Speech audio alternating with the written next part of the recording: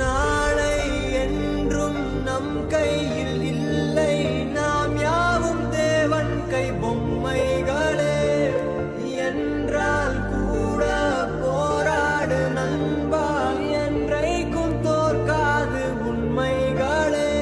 செங்கோட்டை பொன்னில்லாமல் ஓடு, கோல்டு தேடி வரும்.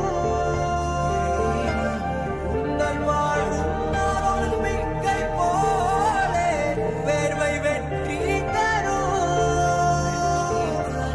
நாங்கள் ரிஷியும் இல்லை, ஓர் ருஷியில் சொன்னோம். Meet your new ACP, Aditya.